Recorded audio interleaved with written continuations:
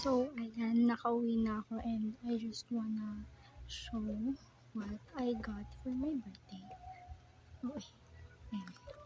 Pero yun na nga. First, we have the orders that I got from Shopee. So, ayan, nabulong lang dahil may tulong na. First, we have the original mugwort clay. So, I'm gonna try this one later. Pero, let's unbox this.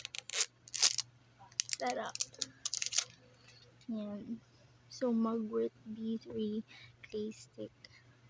Mugwort plus niacinamide with salicylic acid. So, yan. May seal pa pala siya. Nandito pa kanyang QR code. So, ganito siya. Ano siya amoy? How?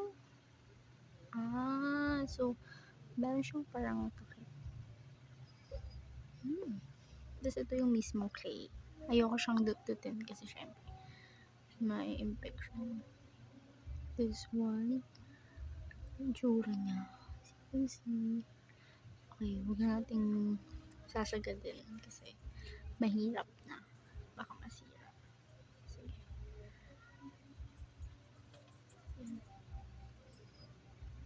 Babalik natin. Tapos, try ko siya mamaya. 2 times a week lang daw to. Hindi daw siya advisable na araw-arawin. So, yan. Next, what we got from Shopee is this one. This shoes na may ribbon from D-Style. 130 pesos ko lang siya binili. Dapat nag-size up ako.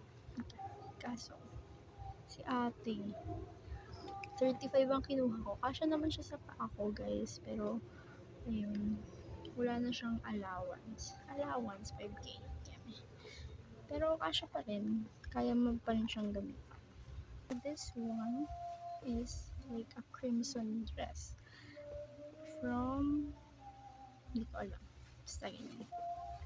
As you can see, it's a crimson red dress.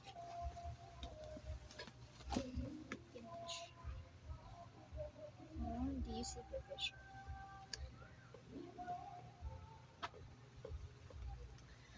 So, ito. Ang ganda kasi nung tela niya. Tapos, minimal lang naman yung parang, tanggal ng, niya. No, parang tahi.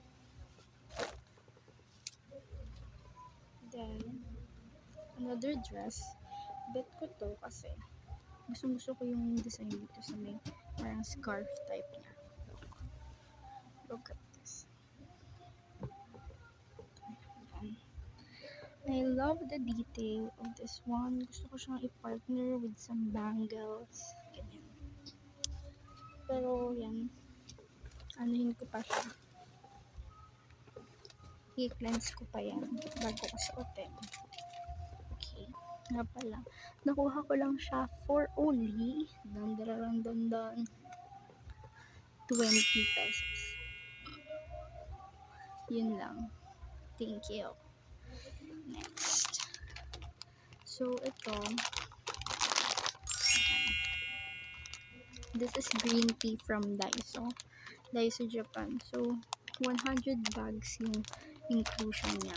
Tapos, ang kanyang brand is Nature's Pride. FDA approved naman siya. Nakalagay din. And, nalaman ko to sa aking kaibigan. Shoutout sa'yo, Liza. Pero yun, ito kasi yung brand ng kanyang green tea. And, natikman ko siya. Gusto ko din naman yung lasa. And, sakto na expired na lahat ng mga mga tsaa namin sa bahay. So, meron na akong excuse para bumili ng bagong tea. Okay? So, yan. This will last about 3 months for sure. Kasi 100 pieces, diba? Kung araw-araw mo, 3 months yun. And last, we have